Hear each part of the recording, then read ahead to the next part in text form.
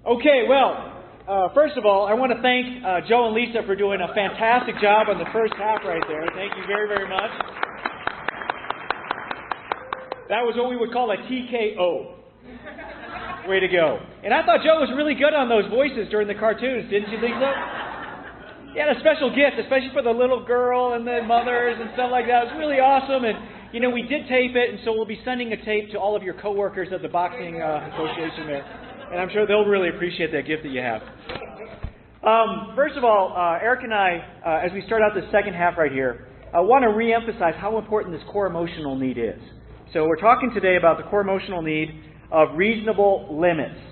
And I don't know if, you know, sometimes when you see something like reasonable limits, what exactly does that mean? I thought Joe and Lisa did an excellent job of helping us to be able to frame this core emotional need, first of all, in a biblical way. I mean, if you think about the topics of wisdom, or self-control, or perseverance, or sacrificing for others, are those biblical topics? Do you know a few scriptures about that? Like maybe the entire book of Proverbs and things like that, okay? The life of Jesus, all of these different things. I mean, it's about as biblical as it can possibly be. And so when we're talking about reasonable limits, I hope that all of us are taking this very, very seriously. And that we're able to kind of get our arms around it and think to ourselves, am I meeting this need in my child's life? You know, and then practically speaking, they talk a lot about the practical outcomes of meeting this need in your child's life. You know, better academic performance, getting along with other people better, healthy relationships, being able to stand up and advocate for themselves. All of these things are positive results of meeting this core emotional need. But I think we also need to see the flip side of it. When we don't meet this need, you know, what happens to our children? And I was just thinking about, I wrote down some of the opposites of the positive outcomes, you know, and how they become entitled and narcissistic and irresponsible and undisciplined. They lack self-control. And you know, we're now at the high school age. I don't know about you going through Good Enough Parenting, but I know for Eric and I know for many parents that we've talked to, sometimes the feeling is, I really wish we had talked about this about 10 years ago. Right? And you kind of get that feeling. All right? And the good thing is, we are going to meet with the parents of our kindergartners and our first and second graders starting this summer and try to get them to understand some of this stuff, okay? But I think we're really good advocates as high school parents of telling the parents of the younger children in our church, listen up, guys. This stuff is really important and it makes a huge difference. But secondly, what Eric and I want to emphasize, and we will talk about this a little bit through our class today, it is never too late. And the worst thing that we can do is think, oh, there's just not enough time. The concrete is already hard. There's nothing I can do. That is not true. And actually what should happen is, since we know we have 4 years left, or 3 years left, or 2 years left, shouldn't we be the most focused, you know, and the most urgent on meeting these needs that we're talking about here? So, you know, we talk about this core emotional need of reasonable limits. Please, if it's not completely coming to you today, you know, ask questions, talk to others, read the book, get in discussions with people, get your arms around it, because it really is so critical to our children that they get this core emotional need met in their lives. Okay, so thank you for the yes, amen. I need that. Okay. So we're not going to talk too long about this, but Erica wants to kind of review and amplify what Lisa and Joe talked about in terms of why we actually feel it's difficult to meet this need. You know, for a lot of us, I think it's good to try to be self-aware too, you know, about where we're at and how we deal with our discipline, because basically reasonable limits is talking about discipline, punishment, rewards. That's what it's all about.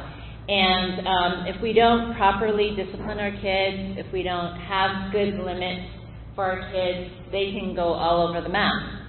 I asked Mimi, I said, okay, this is being really permissive and this is being really controlling. Show me on Mama's body where I am. And she was like, she walked up to me and my arms were out. And so I'm like this, and she's like, And then she goes, so this was permissive and controlling, and she said, right around here, like maybe right here.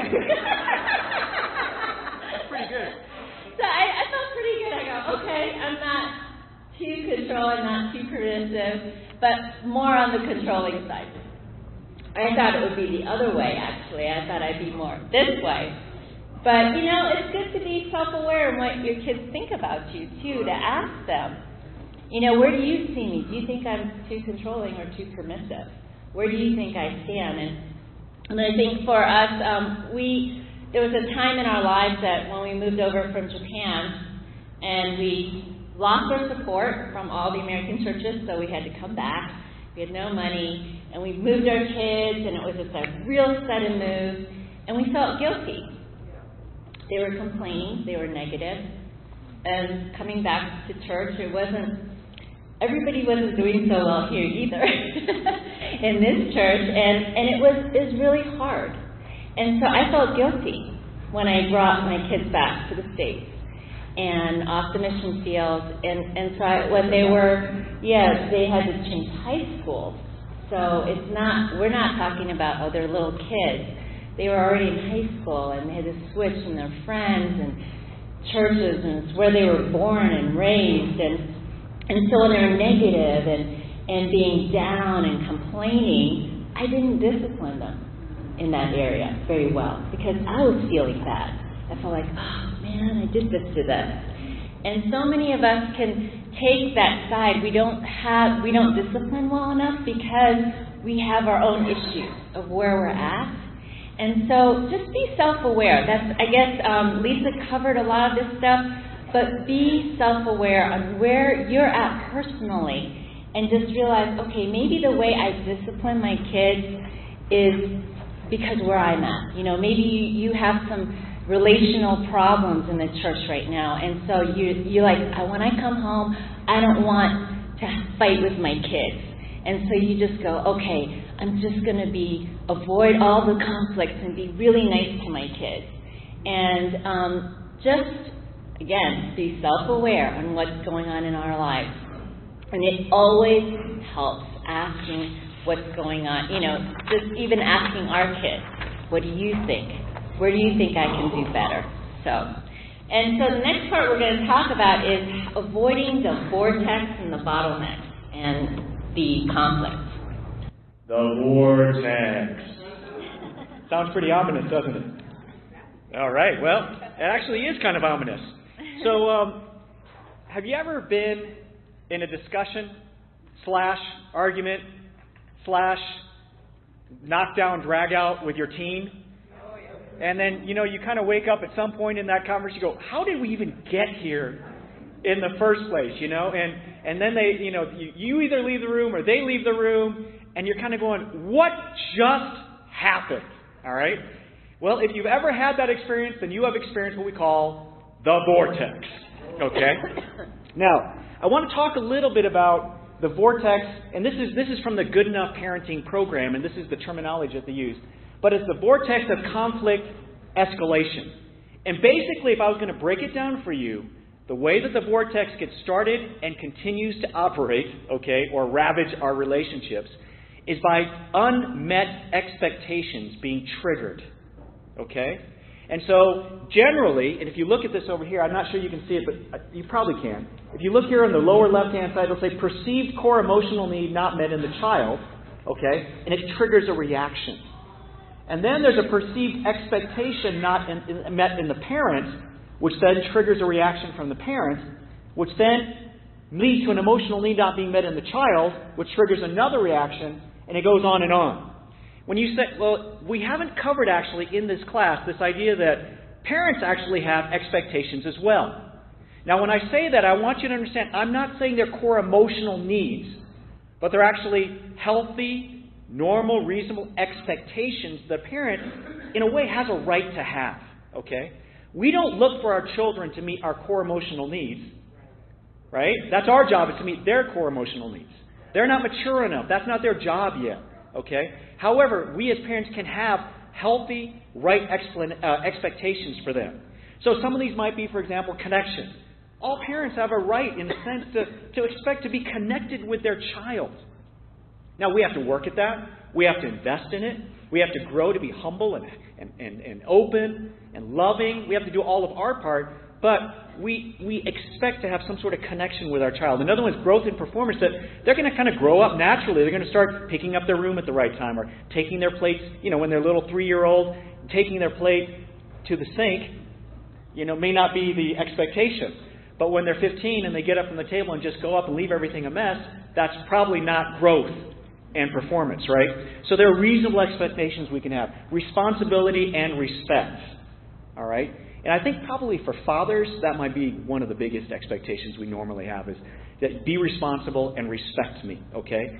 And so what happens is we can get into this vortex when these expectations aren't met, okay? And so let's just imagine for a second that there's a teenage boy, and his father's been really, really busy for the last couple of months, okay? What do you think would be a perceived core emotional need that's not met in that boy's life? Connection and acceptance, right? That's probably pretty normal. And now, when a teenager doesn't feel connection and acceptance, what could be one of their reactions, their responses? They can lash out. If they're a counterattacker, what if they're an avoider? They can kind of shut down, right? So you got counterattackers, you got avoiders, and you got the people who surrender. Like, I'm not worth it, right? So let's say this guy's an avoider, and so the father comes home from work. He's been working really, really hard. He says, "Hey," and the boy's on the couch. Doesn't look up. "Hey there, I'm home." Doesn't look up. Well, see, he's feeling disconnected, so he's reacting by avoiding. But what's the father's kind of expectation? Respect. What does respect dictate to him? You got to acknowledge that I'm home, Be thankful for what I just did. Do you know where I've been all day? All of this is now starting to trigger in his head, isn't it? Okay? So let's say the father's a counterattacker. What does he do at that point? He goes after him. "Hey, man, when I come home, when my dad came home, you know what I did?" Right? And he goes after him. Now, what kind of emotional need is he not meeting in his son? Connection, acceptance again, right? So the son is an avoider. What does he do? He goes to his room. All right? Now, the father's core expectation of connection is not met. But he's a counterattacker. What does he do? He goes after him. Maybe he punishes him. Okay? Do you see how this works? Have you ever experienced that? Okay, so that's the vortex. Let's take a look at one in action. Before we go into this next scene in the movie, we're going to show, somebody can get the light. It's so easy for us. We actually are different with different members of our family. We can be a counterattacker with our kids, an avoider with our husband, and a total surrender person, with somebody else at work. So just because we think, I'm probably an avoider because I like to avoid problems, you might be that way with one person in your life, but not with everybody. So just know that, as we talk about all these things, it's important to figure out who you are with each person. Because even with each kid, we can be different. We can be a counterattacker with one kid because they just, boom, boom, they trigger things in us. And then with another kid, we feel like we blow it all the time, so we're the avoider. So we just tiptoe around them because, I'm going to get that kid mad. So just know, okay, I'm the counterattacker with this kid, and the avoider with this kid, and I'm the surrenderer with maybe my husband or my wife. And if we understand that about ourselves, we'll do better when we enter into the vortex. And in this next movie clip, Amber is the daughter who, the single mom went and grabbed at the beginning when the Masons were talking.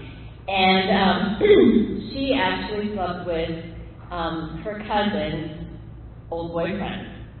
And so there's a lot of things going on. The mom, the single mom, decides, I'm going to move and get closer to our nuclear family, my family, so that my kids can have a better chance.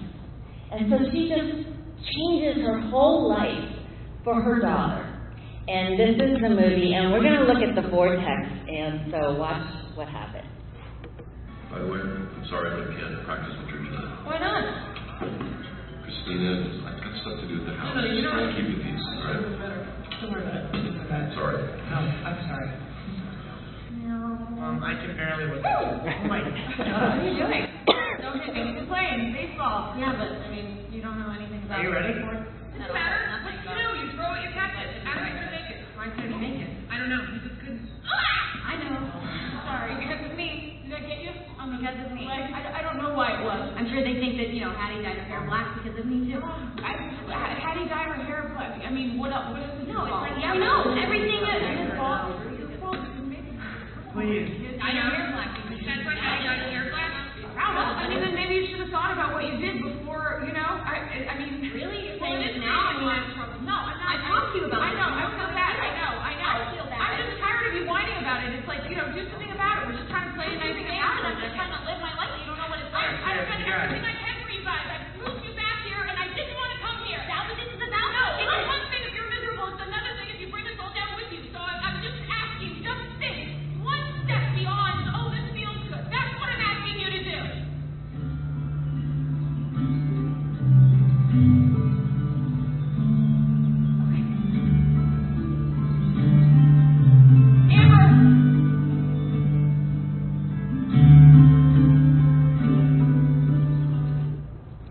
Okay, so that was the vortex. Does anybody want to guess? What is Amber feeling? What was her core emotional need that wasn't being met? Yeah, she wasn't feeling acceptance. And the reason why she was feeling acceptance was she thought her uncle didn't come to help out Drew for his baseball tryouts because of her and what she did to bury his daughter. And so she's already feeling defective, like I did something wrong, I messed up the relationship. Does the mom get it? No, she doesn't get it. But what's the mom feeling? She feels unappreciated. What else? She feels a lack of respect. What else? Yes, she feels like her daughter's being selfish. And she's just thinking about herself. Look at all these sacrifices I'm making for you. And she's trying to make it up to her son, playing ball with him, because now the uncle's not coming over, and she doesn't know why. It's like, and then the reason why Hattie dyed her hair black was because of me, right? Right? And the mom's like, well, why didn't you think about what you did before? It's that vortex. But let's see what happens afterwards, because there's a way to exit this vortex. And the mom does do it this time. She goes back, and let's watch this scene.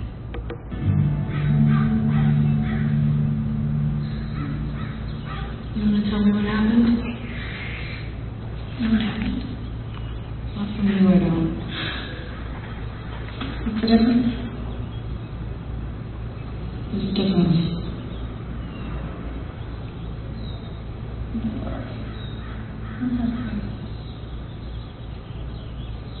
I don't know. I feel like there must be something really wrong with me.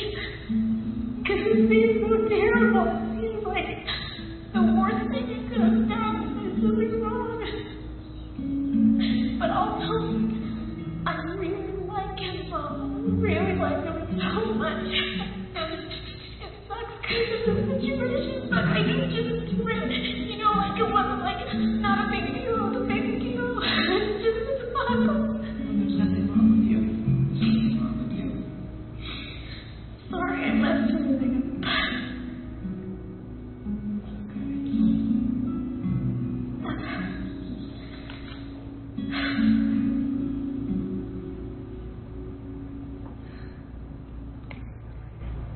Sometimes if we would just sit down and try to listen, and we can go back. We can apologize and say, hey, listen, I kind of blew it. Let's talk. I'm here. I want to listen. I want to know what's going on. we can exit the vortex. You know, it's like Frank said earlier, it's never too late. So if you do get into that vortex like they did in the beginning, we can always go back and we can go, okay, I just kind of, let's rewind here, let's figure out what happened, I want to hear what's going on. And usually, most of the time, 99% of the time, if you really listen, we will find out there is something going on that's deeper, that we didn't realize, and that we didn't see at that moment. And if we could just do that, it would make all the difference in the world for us to reconnect with our kids when they're going through their tough times, because they're going to mess up. And this kid, Amber, she messed up royally. And I'll share about it later, but one of my kids really messed up badly, and we ended up going into the vortex, and I'll talk about that later. But we're going to talk about how to help avoid the vortex. Yeah, and I do want to just mention, if you look at that video, remember we talked a lot about the importance of body language and tone? You know, it wasn't even just the words that the mother said, but she was sitting there next to her, her arm around her, she was connecting with her, she was making her feel safe, there was an acceptance in the way that she spoke to her. All of those things take you out of the vortex, you know, at the bottom there, by being vulnerable. You're opening yourself up to your child again. You've decided, I'm not going to react. I'm not going to go to my coping mechanism. I'm going to make myself vulnerable to you. And that's so important. It's so difficult for a parent. The other thing I want to emphasize is, if you've been in this situation, don't worry. You know, you haven't damaged your kid permanently by doing it one time or 2 times or whatever we're talking about. The key is always exit. I think, unfortunately, a lot of times what happens is we freeze ourselves at one point. Everybody goes to their corner, and it ends. And then we think that we're just going to push past it. That's not exiting the vortex. And we'll talk about this at the end, but the whole point is you've got to reconcile and reconnect. All right? What we call in GEP, repair and reconnect. So it's not good enough to go to your own corner, cool off, and then it's done. You can go to your own corner, cool off, get calm, but then you've got to come back and reconnect. Does that make sense? Okay, and this is so important for us as parents, because as any business, psychologist knows, or anybody who works with relationships knows, once your adrenaline gate's going too fast, your brain turns off. You start saying things that you never meant to say and all of that. You've got to pray to God in those moments. Say, God, right now, calm me down. Help me stay in perspective. Help me to stay clear on what's important. That's important, especially when you're in the vortex. But to be proactive, there are some things that we would like to share with you that we feel like can help from our personal experience to avoid getting into the vortex in the first place, okay? Which is where we'd like to be. Now, if you read the book, there's 10 steps. Well, we're not going to hit all 10 today because I know your eyes are going to start glazing over and rolling back in the back of your head. So we kind of boiled it down to a fewer lever than that. But hopefully these will be clear and they'll be helpful hints to you. So, step number 1 is to give clear instructions. And if we could be clear on the next page, we would be doing better at helping you out. Okay, here we go. The next one is a movie clip. Yeah, so when we have clear instructions, sometimes what happens is that there's too many things that we want to give clear instructions about. And in this next movie clip, what you'll see is that Adam and his wife, Katrina, they have a son, Max, who has Asperger's. And he's struggling through 2nd grade, and they're trying to help him, but they feel like there's so many things that he needs to work on. And I know when we look at our loving teenagers that we just love so much, we go, boy, they have so many things I wish I could just change right now if I had a wand. And that's how these parents felt in this clip. So let's just watch what happens. How do you usually start with a kid like Max? Well, you guys tell me. What would be most helpful to get started with? Thank you. What do you think? Oh, God. I don't even know where to begin. There's so many things. I mean, Well, if there were a behavior as Max's, you could wave a wand and change. What would it be? How much would a month like that cost? oh my gosh. In the morning, it takes him a really long time to get ready. Like a really long time. Diet.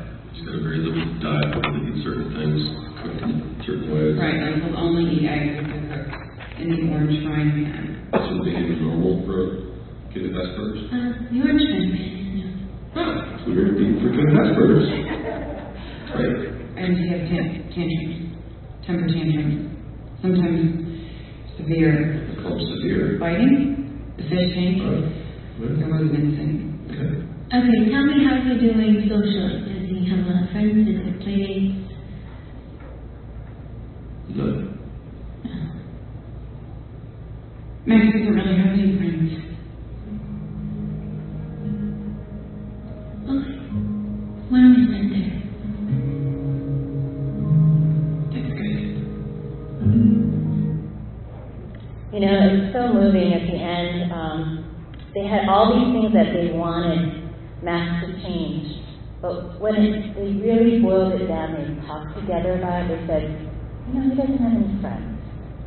And sometimes we've just got to prioritize when we're helping our kids. Imagine having two people in your life, or if you're a single mom, it's one, but, you know, you have these people in your life and they're telling you a million things you have to work on all the time.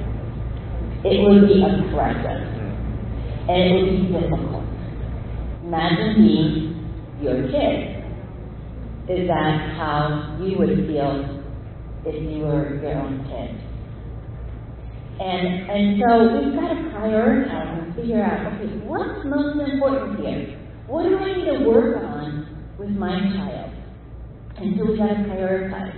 Otherwise, they're going to get overwhelmed and you're going to feel frustrated. Yeah, and the second part about clear instructions that we'd like to share is taking the time, especially with teenagers, to explain why you're giving them these instructions. You know, when they were little, it was enough just to tell them what to do and what not to do, and that was enough. Now, hopefully over time, you've grown in that relationship, that communication with them. But as they get older, I think what happens is a lot of times, number one, is because we don't have good communication in the first place, we don't feel the ability to communicate with them deeply about why we're asking or expecting the things we're expecting. Or number two, we're so busy, we just tell them what they need to do, and we don't take the time to really build that understanding and conviction. And so the words that I think about is the heart, the why, God's heart about it.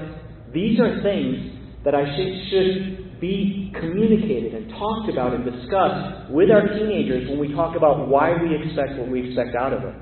For example, for Eric and I, we expect our kids to do well in school. All right, that's just something we decided. But we didn't say that because that's the way our family is or whatever. We sat down and said, where do you think you're at in terms of academics? What are you able to do? What would be doing your best for God? Then we can look at scriptures about what it means to serve God by doing your best. Now, I'm not saying this is for every family. I'm just saying, in our particular case, the idea was that if you have a gift from God, use it to the best of your ability to bring Him glory. Okay? And then when something good would happen in school, we would pray and we would thank God. And we would thank God very specifically for giving the kid that gift so that she could use that to bring Him glory. And so that's something that we would try to do so there's a why behind everything. I think about, what Joe and Lisa were talking about in terms of impurity and the internet and all of that kind of stuff. One of the great examples in the book was when John caught his son on the internet. I think he was doing some sort of violent video game or something like that. He actually, because this is his field, he got out the research data on what happens to children when they look at this kind of stuff too much on the internet and the outcome in their lives. And his son was an adolescent. And they went through and looked at all the data. And he asked his son, what would you expect of your own child knowing these things? His son said, I wouldn't want them to look at this stuff. He said, well, that's why I'm asking you to have this conviction for yourself. Things like that, things like Passport for Purity, all of these kinds of things. Don't take shortcuts with your teens because it will create resentment later on. So clear instructions mean not telling them just what to do, but it's the why, it's the heart, it's God's heart behind it. Oh, the other thing about being united is just, you can't have two points of view on this and they can't play you off of each other. This is where I think, to be honest, parenting, we're about to become empty nesters. Actually, I feel like it's going to be super challenging to our communication. Because a lot of what drives me and Erica to talk a lot is because we talk so much about the children. What is a good expectation? What's not a good expectation? What should we do? We get deep with each other talking about that. And it's helped our marriage because it's brought us so much closer to talk on a very deep level. When you pull the kids out of that, we're going to have to find other subjects to talk about. Maybe we'll talk about Edwin or something. I don't know. But you know what? But we're going to find other subjects to talk about. But things like this can be such a blessing to your marriage if you decide you're going to be united. You know, and then the last thing on here says be optimistic and encouraging. I think we forget to be encouraging. we talk about what they need to work on and how they need to work on it and what the plan is and how we're going to go about it. And then we forget to say, we can do it. I believe in you. You're incredible. We forget to say those words. And sometimes we'll say it like in passing. Oh, you'll be fine. Oh, it'll be okay. That's not optimistic and encouraging. You know, what helps you? Think about what helps you when people say, when you're about to do something that you feel like is going to be a big challenge. You know, maybe it's coming up here and speaking, or whether it's doing like a communion or whatever. How would it feel if somebody just said, you'll be fine? You know, when you're really nervous, you want somebody to say, you know what, I really like it when you share. And, you know, you do great in Bible class, so I know you'll do great when you get up there in front of the whole church. You know, when we take out that extra time to do the same thing for our kids, wow, makes such a big difference. And our words mean so much more than anybody else's words. Well, let's see what happens. It's funny how in this next scene, the parents go after it, and we'll see how they work together. The horn lizard can squirt blood from his eyes. The armadillo lizard can curl itself up into the tight ball to protect itself from attack. The sun-gazing lizard has spikes that cover its whole body, and the large lizard can change colors. That's very cool, Max. So we've been doing what you want for 20 minutes. Time to try what Mike. You know what? Hey, Max, be polite. Max, you get to choose whichever one you want. She doesn't like forcing, so we'll try. When he went to tail, he has to hold up his end of the park. Alright, Max, check this out. Cool. This is the deal, okay? Every minute you play one of these games, you get a sticker. I have a whole bunch of them in my bag here, alright? So you get up to 20 stickers, cash them in, you get the book. What do you think? How about I get the book first, then leave it? I know how you feel, because you know that I used to always want my dessert before my dinner, and it always turned out I had to have my veggies first, so. Yeah. Forget it. Max, honey, you know what? Why don't we go get a cookie? You gotta stick with it. Alright. Okay. Max, no cookie today. The reward is the book. I want the book. So we're gonna have to play a game. I want the Alright, book. you know when he has that tone, all that drops, he's gonna lose it. He's gonna lose it. Listen, Max, nothing here is gonna change unless you put Guacamole back in the cage. You make the choice. Sorry, book.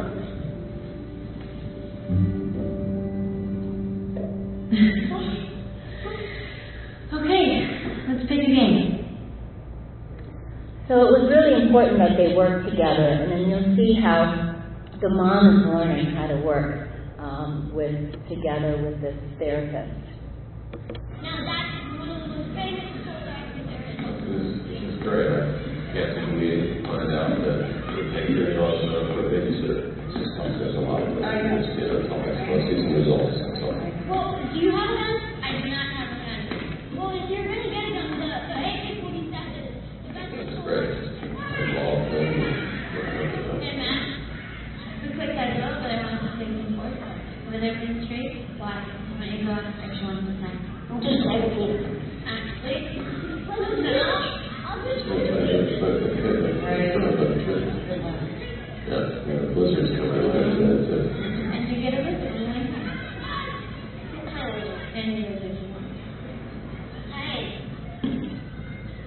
you know how many times I've tried this? Don't forget to do this. Hi, and Jessica. What? Oh, do you want to play some sports? Sure. You get to move it.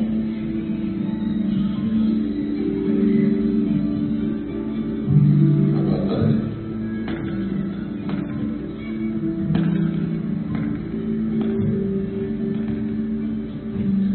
Hey, you ever seen a set like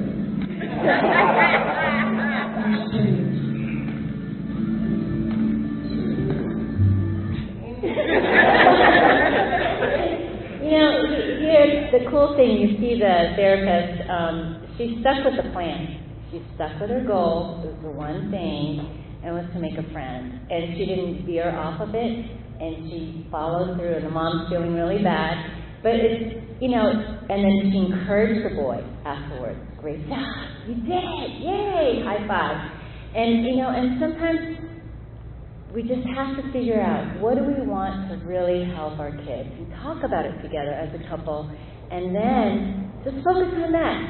Don't go into all the other million things. And this room's a mess, and then she doesn't pick up after this, and then her grades, and then she cut class last week, and just focus on one thing at a time. And that's what our kids can handle, and that's what we can handle, right? That's all I can handle. You know, when our boss gives us our assessment for the year, if they gave us 20 things we need to change, it would be overwhelming. But if we just know one or two things, we can work on that, and it keeps us hopeful. Awesome. And then, so clear instructions. Next one, maintain an excellent connection. Okay? This is one of those things, it's like on your car, changing the oil. You know, there's other things that you need to fix from time to time that are big jobs, but there's some things that you just need to do. Marty Prinzler is nodding. Am I on the right track right here with the car? Okay. That you just need to do regularly, consistently, all the time to keep your relationship with your child healthy. And this one is maintaining excellent connection. And what I didn't write in here, what I should have, is through the trials and the ups and downs and the turbulence of your life. So let's look at a movie clip about how the father does this, okay? So let's first of all look at the challenge.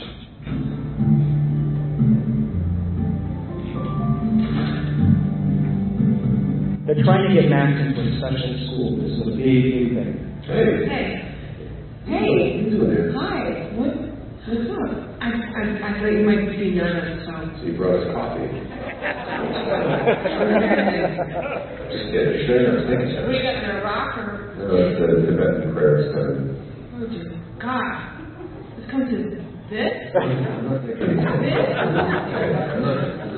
Hey! Buzzo? Everything okay? Call your mom. Alright. See you, man. How about it? Look forward to your call. Did Hattie want to dance? Oh, God. We gotta go. Come on. You gotta go. Hattie game. Her finals are today. Hattie. Hi, sweetie. Hattie, listen, we are so sorry. I'm sorry, we got stuck at Max's interview. Hey, you won. It looks like, yeah. Hattie. Alright. Okay, you know what, honey? I'm sorry. Can you understand that? Max, come on, honey. Max, come on. Very understandable reaction on the part of the daughter. Let's see what happens. You mind if I come in? Yeah, it's fine, Dad. I'm over it. No, it's not fine. There are some days when you just blow it, you know? And that is what happened today. I blew it, and I'm really, really sorry. It's okay, really. And I know with everything that's been going on with Max, you've been having a rough couple of weeks too. Weeks. Dad, try years. What? It's been years, Dad.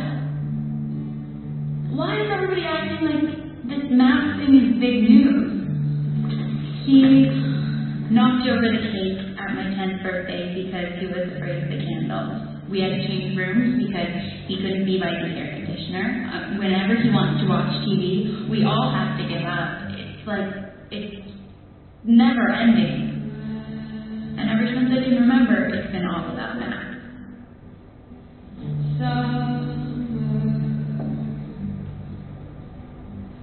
You're right. You're absolutely right.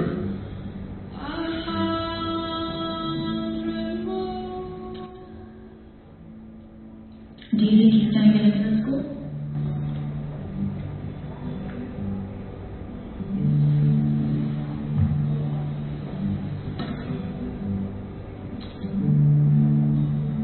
I am very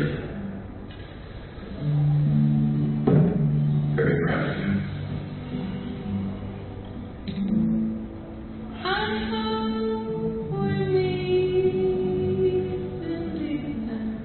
So many ways.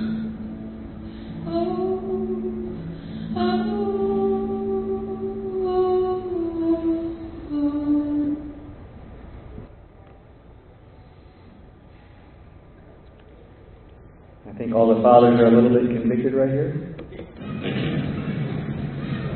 For what? I've been out here with your dad today.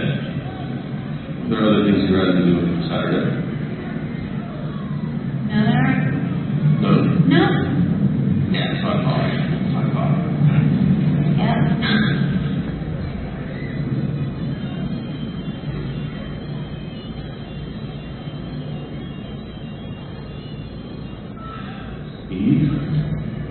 Eve just supposed to call me if basketball got out early. We were gonna hang out, but it's fine. I'm gonna tell him that I can't, that I'm busy. Go. No, Dad, it's fine. I don't mind. I don't mind. She's a good girl. Are you sure? For sure. Okay, thanks, Dad. Hello? Hi, hold it. No. No way. Yeah. No. I'm Dad. I'm free.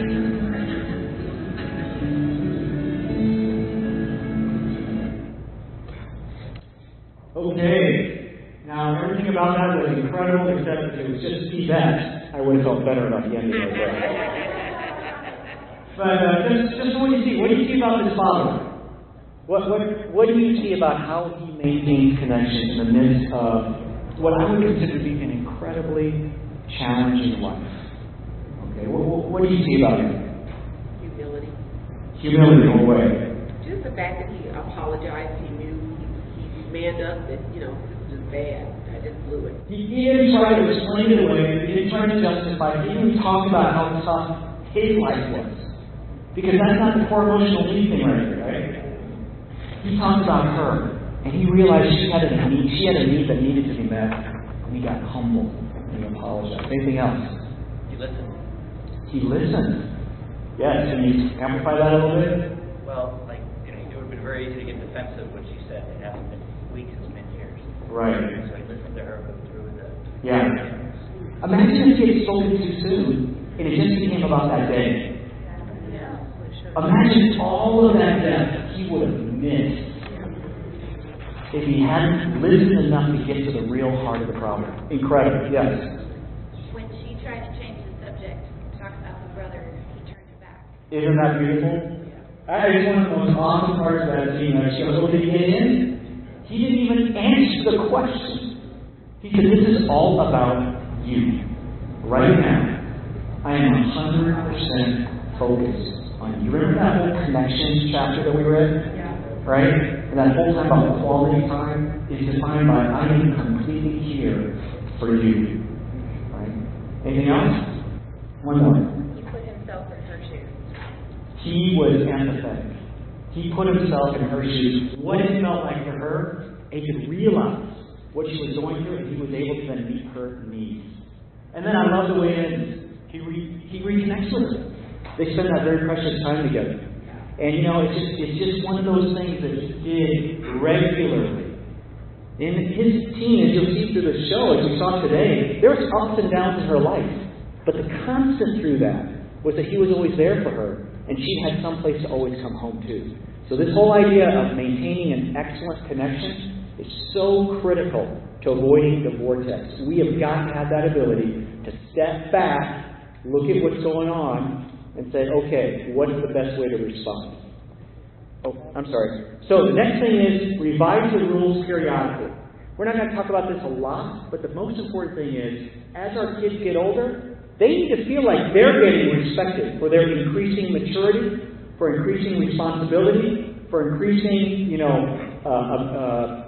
performance, that they're getting respected in a way that sort of changes the rules. The deep truths about what we need to be as people never change. That's biblical. But the rules that we may have about how we get there, they obviously need to change over time. And our kids need to feel like we're open to having that review and having that discussion, and that we're able to do that in a way that recognizes the growth that's taking place in their life. The next thing to avoid the vortex, you have to allow consequences to take effect. And this is what I was going to share about something that happened to one of our daughters. She was not a very careful driver, and as a result, she rear-ended somebody while she was texting, and that was not a very good thing. And so that was a few points up. She called the police right away and said, actually, I was looking down at my phone and I rear-ended somebody. And then, a couple months after that, she got a ticket. I can't remember if it was speeding or if it was parking, but she got a ticket. So that was another few points up. And then, this was a few months after that, she ran into, it's kind of a joke now in our family, but she drove into a field of buffaloes through the fence. It was like kind of a wire barbed fence, and the car was stuck in the middle of buffalo manure with buffaloes all around, and she was like panicking because she couldn't get out of it. Her car, she was so scared. So she had to call the police. And so for that, she got charged with reckless driving.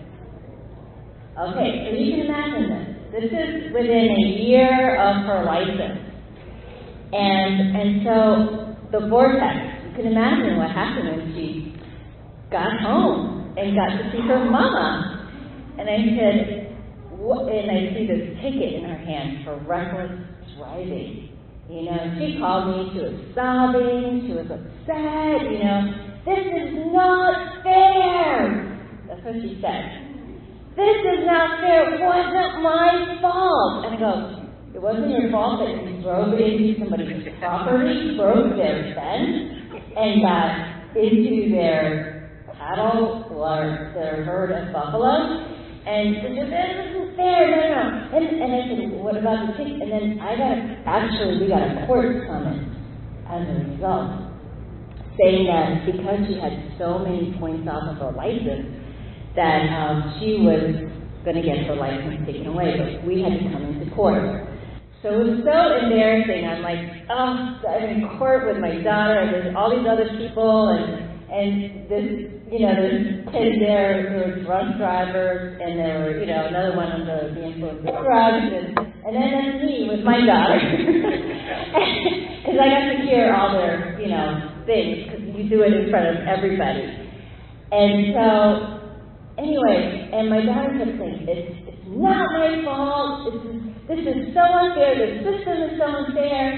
And I said, honey, if this was one ticket, I would think, well, yeah, maybe you made a mistake, but this is 3. And all within first year of driving. And I've been saying you have to drive more carefully.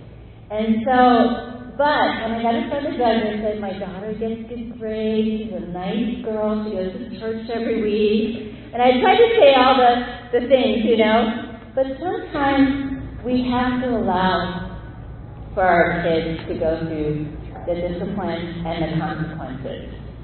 And what the judge did was, she was a really, really hard-flying judge. She goes, did you see all these tickets you've gotten? And what you said, I can't believe it. She just yelled.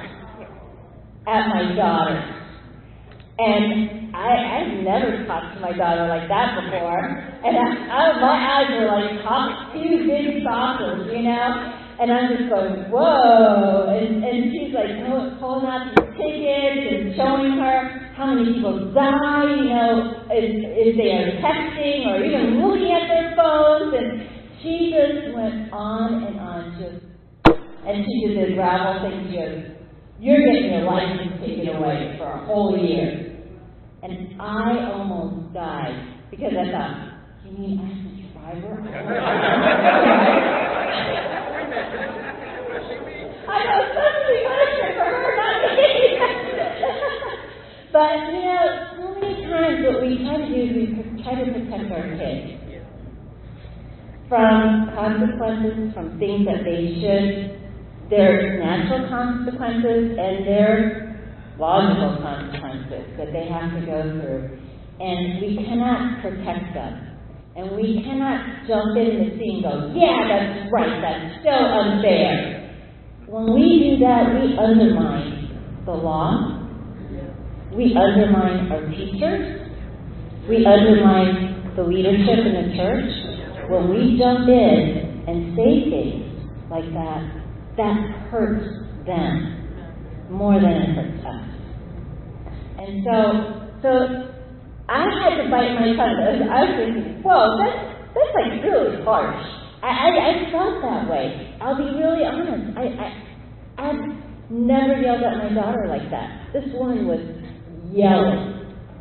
And I was shaking listening to her. And she wouldn't let me talk. The judge said, you cannot talk. Because I tried to interrupt her and say, excuse me, can I say that? No, you are not saying a word. That's what she said to me. She said, I'm talking to your daughter. You just need to be quiet. I was like, yes, ma'am. You know, and she was crying in the car all the way. I was quiet because I thought if that was me, I'd be doing the same thing. But sometimes we can't undermine people, even if we think that they're not saying it right or doing it well or the way we would have done it. We have to be careful. And you know what? Now that daughter, she's the most careful driver. She follows rules to the T, and she doesn't complain about it. So I'm glad that happened. So we actually are going to hire that judge for our teen ministry. Because she gets results, let me tell you that. She changes lives, and we really appreciate that. So that's all we're going to talk about in terms of discipline and that kind of thing. The natural consequences are like what we talked about with his daughter. Logical consequences are the punishments that you have agreed upon beforehand are going to take place if something happens.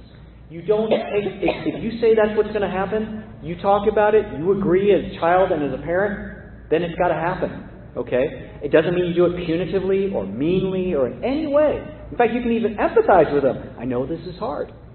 But you don't protect them from the consequences of their actions. Lastly, the last thing is that undoubtedly, if you have a teen, you will experience the vortex. It will become a feature of your relationship from time to time. It doesn't need to derail your relationship. It doesn't need to define your relationship. But in order for it not to do those things, you have to really focus on repairing and reconnecting. Okay? And so we're gonna watch a video clip here about, again, this father, Max's dad, Adam, who's just an amazing father. We had that amazing mother. Now we've got the superhero for our dads right here. Well, you just took off with the guy? Yeah. I've seen that before. No. Adam just not the same thing. This is something else. I mean, honestly, there's a part of me that wonders if she'll come back. Look, Sarah, they're teenagers. What they do, they push against us, they rebel, you know? When I think about the crap that Aggies pulled this year. No offense, Adam, that stuff is so much more normal. I mean, you know, just dating a guy. So. Well, actually, Aggie and Alex are the one with dating. Oh, really? Yeah. Wow. She's 16 years old. She's having sex. There's nothing I can do about it. You know, I want to be able to say something to her about it. I don't know what to say. She happy? Come on, sir. Please don't ask me that. Yeah, she's happy. She's still satisfied. That's not what I mean. I just mean that they love each other and she's being honest with you. It's a lot better than the way Amber started.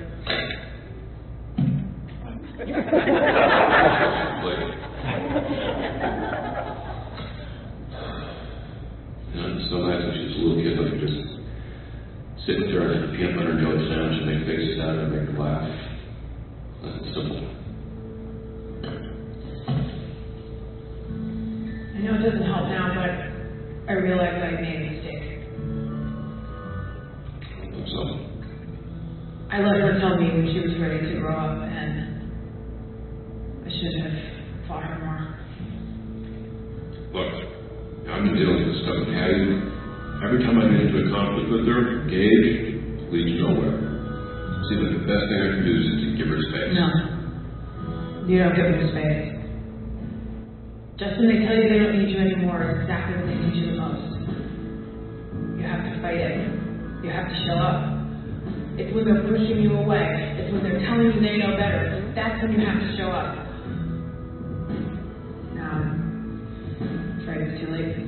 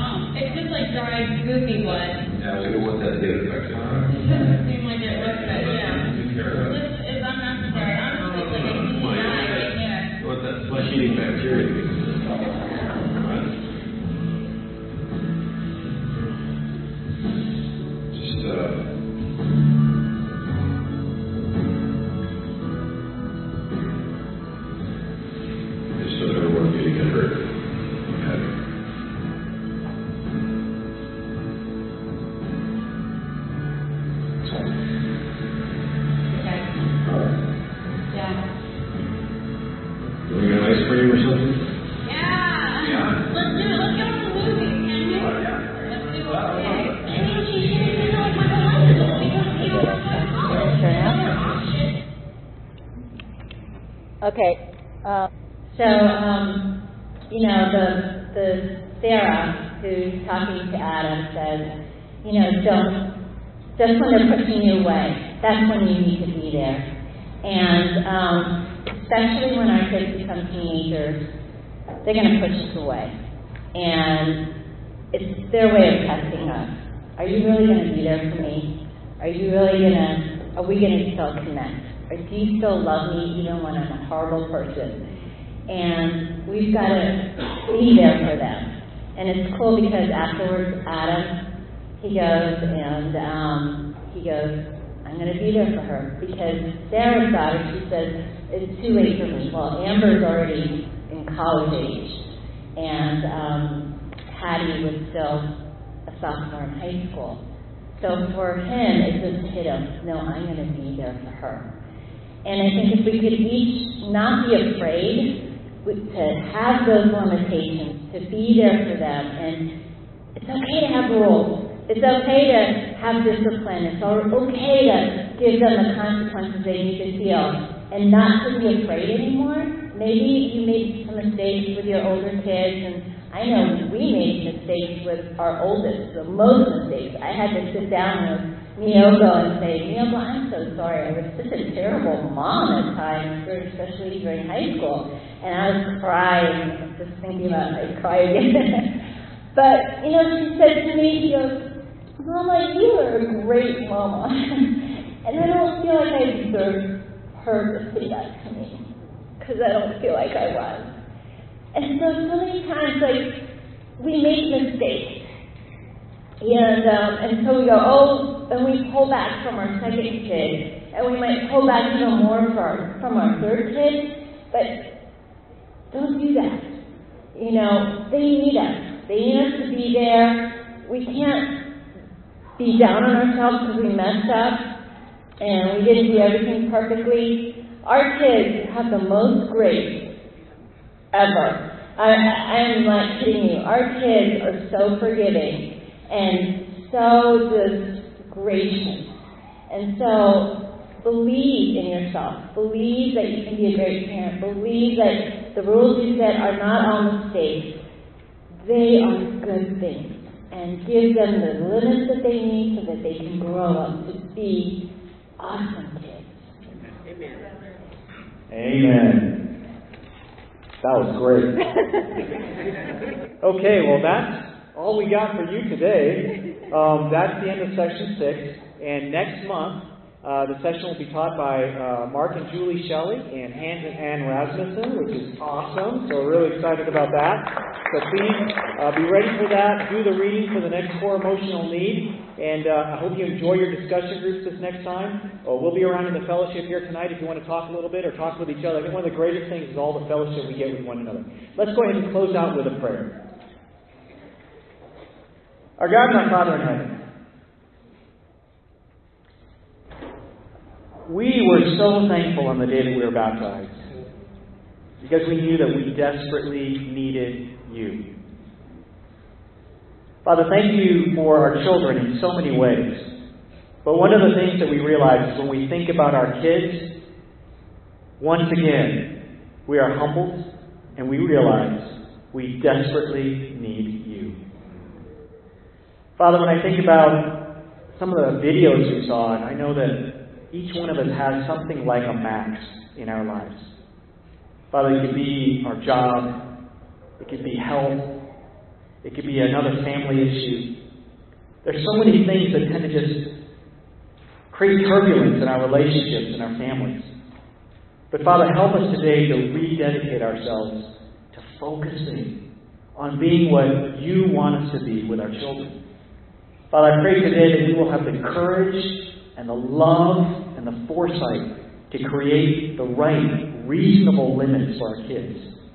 Help all of our kids to grow up with the values of self-discipline, self-control, of sacrificing for others, of loving others above themselves.